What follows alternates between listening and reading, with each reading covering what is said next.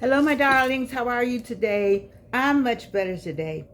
I've been a mess for the last couple of days, but I had a talk with someone who helped me understand that that was then, this is now. You know, let the just let bygones be bygones. You don't need to prove to anybody what. If you did something for somebody, then do it. You did it. What I did because I wanted to do, it was the right thing to do. But I don't need to go and tell anybody that I did it, because then I did it for the wrong reasons then. And my inner circle know what happened. So why do I need the others to know? And I guess I only want the others to know because I'm thinking like, you don't even know. But then my people said to me, let it go, Georgianne. You did what you were supposed to do. And you did it well, and let it go. So I'm good. I'm better today. I'm letting it all go. And I want to go back to what was going on in my life when I wrote Guide to the Second Time Bride. So let's talk about the book, Guide to the Second Time Bride. Where is it? I actually have props today. I know y'all are proud of me. Ta-da! You can have and I have a website for everything I do. The best webmaster is Beverly Maddox. Beverly Clark Maddox, class of '84, Spelman College. Only God would give her to me. Constance introduced me to her. Sorrel Constance. Beverly's an AKA, it's all right. Anyway, I have a website for anything that I say that I'm doing. I have a website for it. Guide to the Second Time Bride. Isn't this beautiful? The cover is by Lawrence Blinky Walden. If you're in my inner circle, you have to be in an inner circle, like inner circle. Lawrence Blinky Walden did my cover for me. We worked on it, and I love it. It's showing up funny on here. I know it's backwards, but look at the colors. Of course, it will be red. You see how this pink I have on today. I'm going to tell you about it later. Anyway, Guide to the Second Time Bride. On the back, I have that picture. I actually had hair. You see where I had hair? Look at that. Can you see? I had hair. At some point I had some hair. My own. I had those bangs. I would wear it that length or longer. And then the two people who, let me get this together, who gave me their Audrey Halliburton and Wanda Walls-Bibby, Dr. Wanda Walls-Bibby, Georgia Tech, PhD, and my awesome, brilliant friend, Audrey Halliburton. She was the maid of honor at the second wedding. She didn't want to be. She didn't want me to marry this dude. There were so many people who didn't want me to marry him. I don't know what gets into us. What? R.C. Blakes. I love you, Bishop Blakes. I don't even know you, but your stuff has been coming up in my feed. Maybe I'm going to get that many subscribers. I wish I could get that many people. But you got to have something for them to listen to, I guess, too. But what makes you do stupid stuff? It's not stupid at the time. Oh, I want to show you the wedding picture. You know where it is. I went in there and got all of it. Forgot that part. You could see Audrey. I was in my 30s. Now I look pretty good too. Crazy. Why would I do that? I thought I was doing the right thing. You know when you do things you really think you're doing the right thing, but you know somewhere it's like, I don't know. But then, hey, let me go and do it. Maybe you could say it was a mistake. I think mistakes are learning steps. What you think? I think when you make the mistake and you know it's a mistake,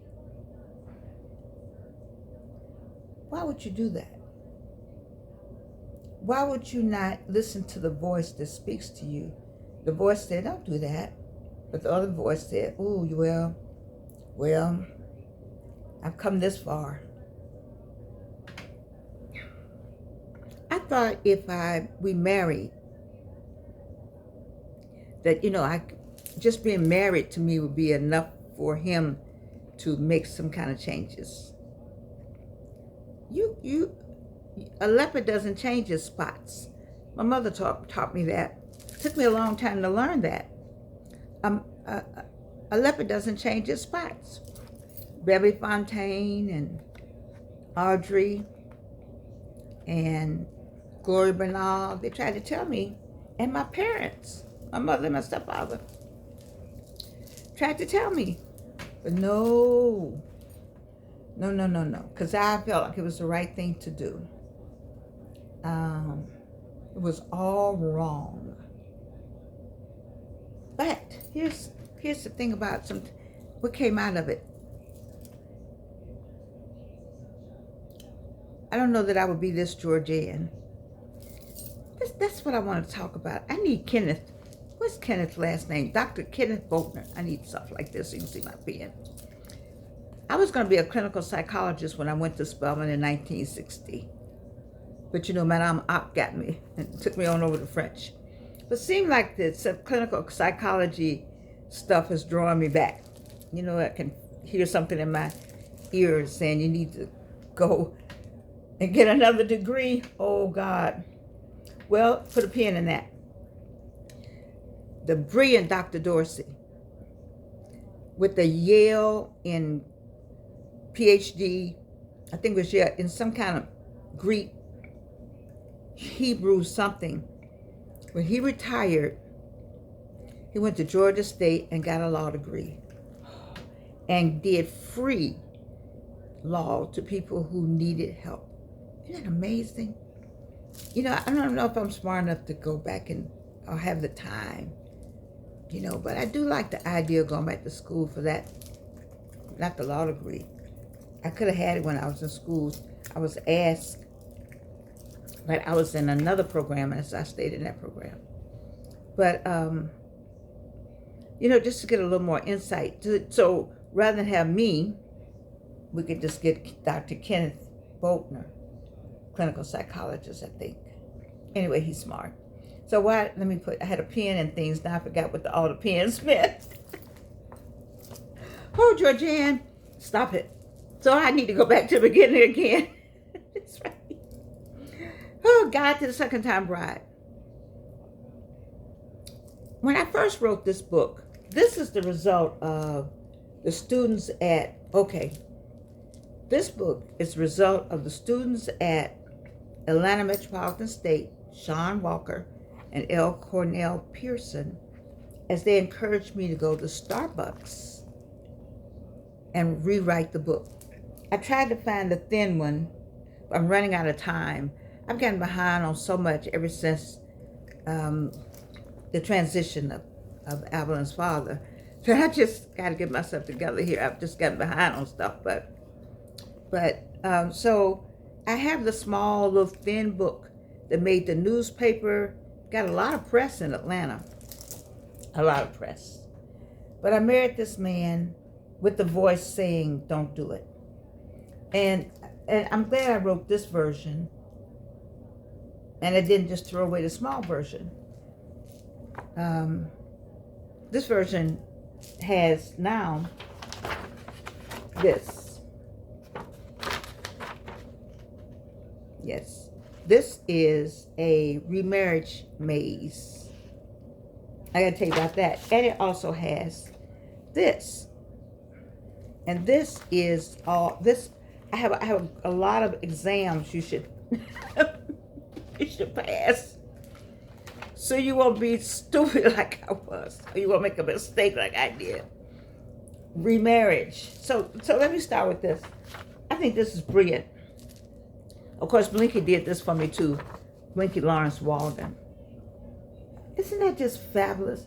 I don't know how I came up with this, the remarriage maze, but I love the things that I come up with, obviously. What I wanted was on so I have it free on my Guide to the Second Time Bride site. You can download this. I just think it was fun I like these kind of, they have a name for this. I don't want to mess it up. Labyrinth? Oh God, Georgia, don't say the wrong thing. But what I'm asking you to do is to, I have a start place. You know, I'm asking you to start. And I'm asking you to follow till you get to something. So the first thing is good health. So this is a self-evaluation. Do you have good health? So I think that this remarriage maze is good for somebody getting married the first time. Actually, I think everything that I wrote in my guide to the second-time bride is good for first-time brides also. And so if you know anybody's getting married for the first time, go to Guide to the Second-Time Bride and download the maze. If nothing else, it's free. And this I just did this 2 or 3 of them for people who ask. When I pull out of the book all of the exams you should take, instead of reading the whole book, you just get the exams. And actually, I think it'll be good. I think this is a great TV show also. It's a great reality show.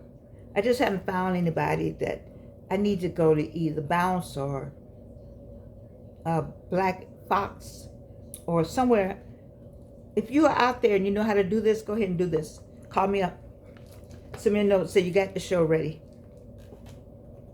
But look at this. So I have start. So the first thing is good health. Do you have good health?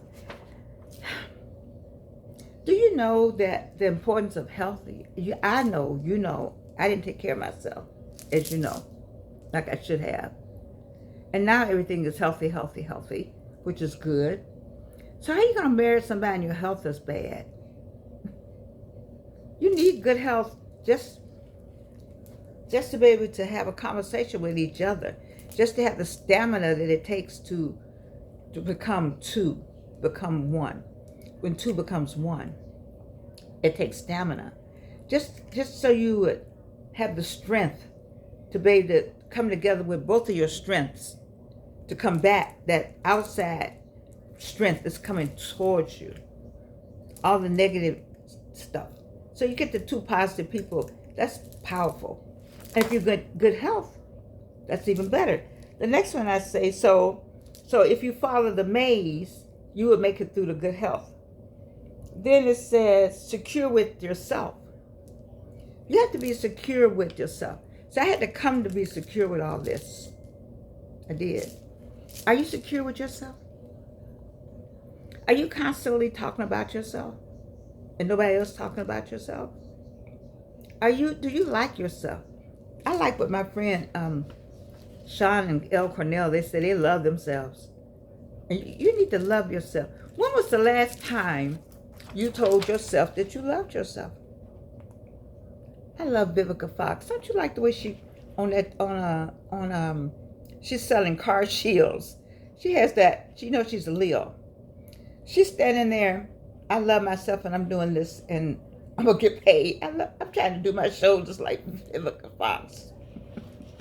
Come on, Vivica, Leo girl. I love myself. You need to say that. I didn't know how to say that. I didn't. I didn't know how to say, I love you, Georgia.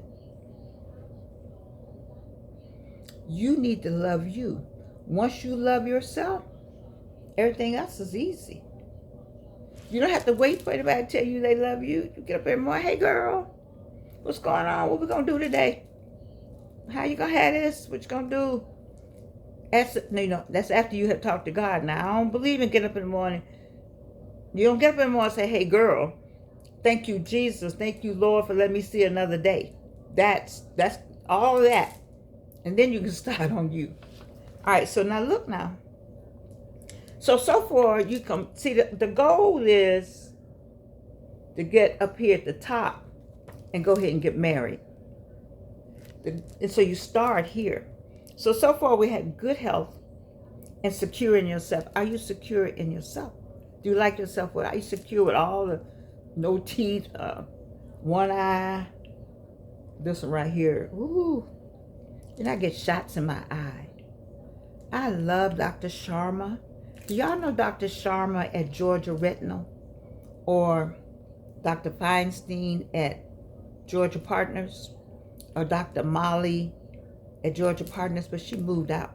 I don't know if I'm still liking her, because she went way out to Indian Creek. Indian something. Anyway, I like people who want to be up in, with everybody. I love Dr. Sharma. He give you get a shot in your eye. It hurts. Your eye look a mess. And you said, thank you, Dr. Sharma. He got that kind of charm. Anyway, I'm digressing. Here we go. Okay, so the next thing on here is a spouse in mind. I don't know why I wrote that. But if you talk about God, remarriage, self-evaluation, do you have somebody in mind? Do you have somebody in mind? What's that in the Bible? People like it. I still like it. He who chooses a wife chooses a good thing. So you might have somebody in mind, but don't you kind of need to be somewhere being yourself, and you get pulled out the herd? Now that's what I heard from L. Cornell said. That men, when a man decides, have you heard guys say, that's going to be my wife? What makes them say that? But you know what? That's how they operate. We operate on about 10, 15, 20, 30 things over here. All this right here. All this over there. They take one look. This guy told me, he said, I knew I had to give you 5 minutes. I just knew that. How you know that? You all I do is walk past you? It's something with men, isn't it? I can't get into that because I don't know what that means. I have to have a guy on the show here with me to talk about that. I'm just talking to you about this right here. But I have heard folks say, Now that could be just a line, back in the day, that probably was just a line. You say, oh girl, you sure look good. I was just waiting for you. You know that BS line. But I have had people say to other people, when I saw you, I knew you were the one. Isn't that something? But anyway, we're going to go through this. So you I haven't kicked you out the maze yet, have I? No. Now the next one says, do you have acute anxiety? Okay, are you anxious about anything? Like I'm anxious right now because I have work to do in school that I haven't finished yet. And I have work to do at school that I asked for some help on something. Let me stop for a minute. You ever have people I asked 2 people that I admire to help me. Not only did they not return my phone call, they didn't answer my email, they haven't tried to get in contact with me. And the reason why is because they can't believe that I would come to them after they've been so mean to me, because they were mean to me. They were part of the shaming group. There was a shaming group, God, that Linda Tomlinson taught me not to listen to. Dr. Tangela taught me not to listen to. It was a shaming group. Dr. Barrow taught me not to listen to. Dr. Barrow, I miss you. So you have to have a good heart. These people talked about us so badly. Those of us who were in a program before they got in a program, an educational program. And the educational program changed and shifted. But it was all that the educational program had for years.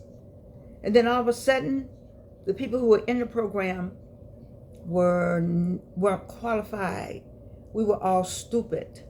We were all at a level of incompetence. I heard some terrible things they all said. But that has nothing to do with who you are as a person. All of us have distinguished ourselves. I know I've been blessed to distinguish myself. And I'm grateful for the work that I've done and I'm doing. And so I don't have a problem with still acknowledging when people are smart. These two individuals just happen to be smart. And I wanted their assistance. And they have not picked up the phone and called me. What do? You can't write on the bottom anything, can you? I got to get 1,000 subscribers so you can write on the bottom. What do you do when people just you can't make people like you or respect you. There you go. That's it. When people don't have respect for you, you need to go on and make sure you have respect for yourself. I respect Georgianne. I know she's smart, and I love her. I had to come to that. And I know she's competent.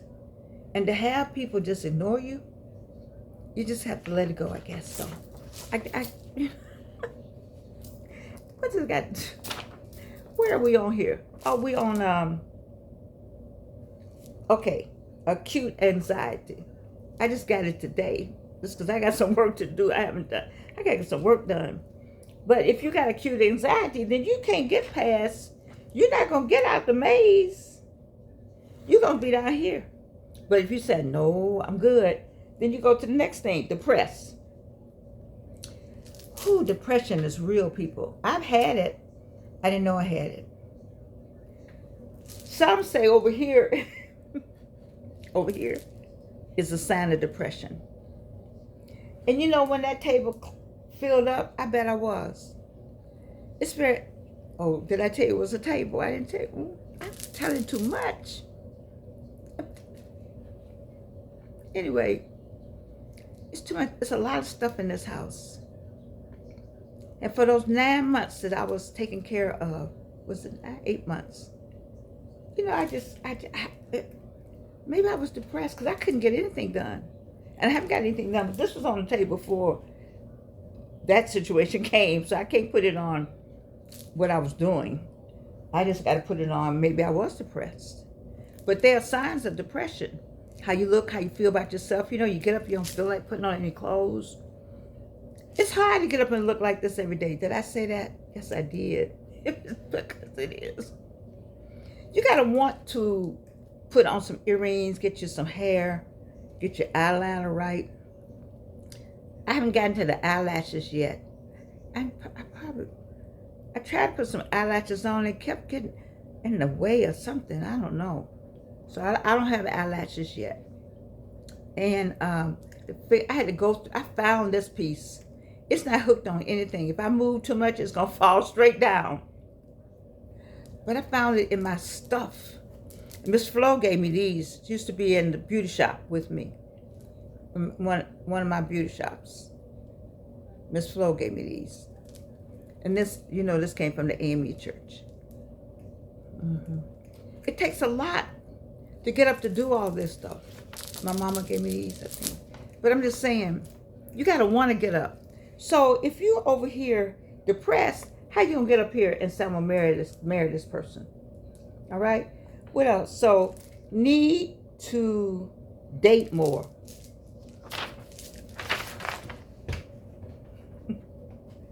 You're not ready. You can't be talking about I'm ready to get married or I want to get married. Now, see, I had these earrings on right. But soon as the next fella come by, you know what y'all do now? Y'all do that on the phone. You slide over. How do you go and look at pictures and decide you want to meet somebody based on the picture?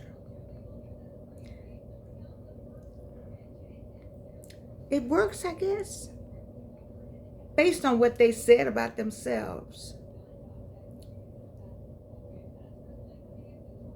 I don't know, because this didn't work based on how I met him. He had all the credentials, trust me. All the suave. All the right schools. Suave.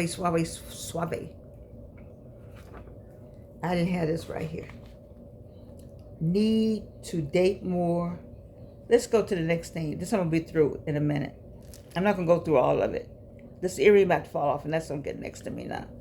Financial strain. Let me see what else I have on here. Expectations, comfortable finances. need dental work,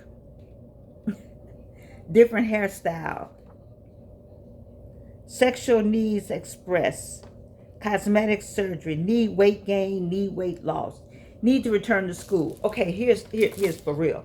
Here's for real. Let's say that you about to get married and you have never, like never, ever told this person that you plan to go back to school. That's not anything you spring on anybody. Because see, you don't know what the person is thinking is going to be happening in the marriage. All that kind of stuff needs to be discussed before you say I do, and then you go to work and quit and enroll somewhere. And you say, I got the right to do that. Okay, well, I'm going to need Dr. Bolton to help me with that, because I don't think that's how it works. I think that it's a joint venture. Everything is a joint venture. Whatever it was you were going to do, or whatever aspirations you have, whatever aspirations he has, or your significant person has, him, her, them, they, that should be on the table. That's what this maid says. All that should be on the table if you're trying to get up here to the remarriage part.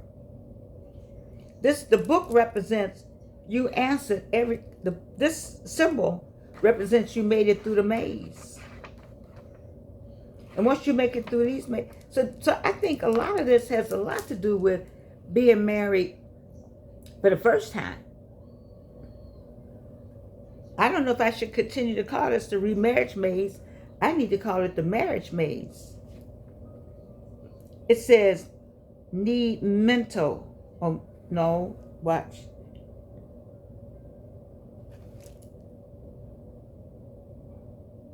I don't know what that is, so I'm going to have a mistake on here. It sure is. I'm glad we're doing this. Need medical care. Medical is not correct on here. Okay, we'll go back and fix it. Need medical care. Forgive me. Need medical care. Sometimes you don't know. Sometimes men really don't know, do they? It says for better and worse, or worse though. Wow, that just hit me. What the worst can be for better or worse. I had to go back over that vow. In sickness and in health. Okay, inner circle. I'm trying not to go there. All right, so spiritual faith. So I had a friend who is Muslim who married a Christian. They did well. No, dated. They had children. He said it was all right with him. Whatever she did was fine. He would go with her. She wouldn't necessarily go with him. I don't know how that works. I guess it works. It's all part of what you got to look at. So if you're looking at this as remarriage maze self-evaluation, we might want to look at self-evaluation not just for remarriage, but let's just look at self-evaluation. I want to tell you about the scarf, which is why I keep pulling it up. Let's look at self-evaluation, period. Self-evaluation. You know, what are you doing to make sure things are good for you? What self-goals have you achieved? I'm very proud of my one-woman show. You heard me talk about it. You can go to YouTube and see remnants of it. I'm very proud of having gone to school, and although there was a shaming, I'm very proud of having studied. Let me tell you, I was 52 when I went in that class. I finally got the degree at age 66. Because I was coming out of Delta Airlines. I was about to retire when I took my first class at Clark, Atlanta. I walked into class, and there was one older person there, but everybody was young. I remember Jackie and Linda Tomlinson. This one got me. And Dr. David Dorsey walked in, first day of class. And he walked in, he took his chalk and started writing on the board. No hello, how you doing? Something. He started talking about what happened in Confucius. I was sitting there, I've told this story before. I was sitting like this. They say this was a pencil, a pen. I sat the whole time like this. I was in tears. He was talking. I didn't know what to write. People were writing. I didn't know what to write down. They were writing and writing. I saw people taking notes. I had no idea. I didn't know. First, he was speaking English. I don't know what Dr. Dorsey was saying in English. Oh my God, I was like, we had a break. It was a 3-hour class. For 1 hour and 20 minutes, people were writing. They had sheets of paper. My paper was blank because Georgia was, what? I said, I can't do this. I gotta go.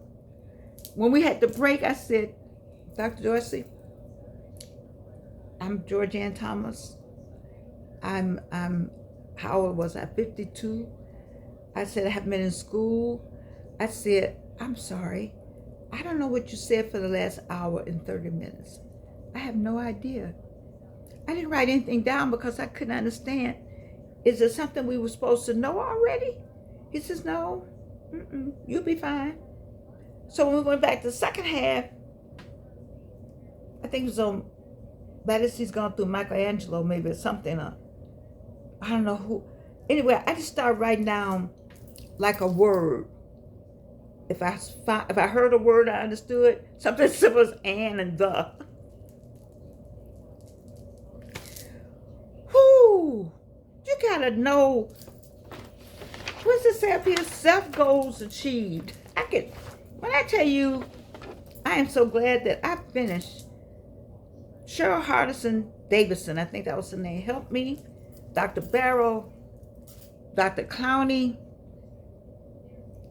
People, they helped me graduate.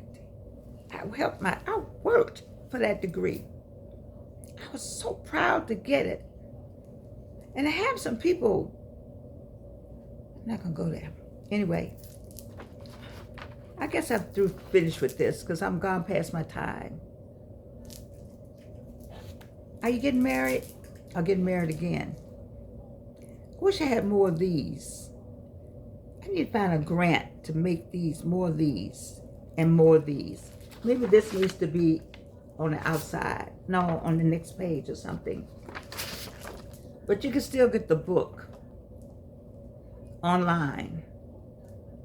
I have a publisher, so they get you're not giving me, she gives me my share.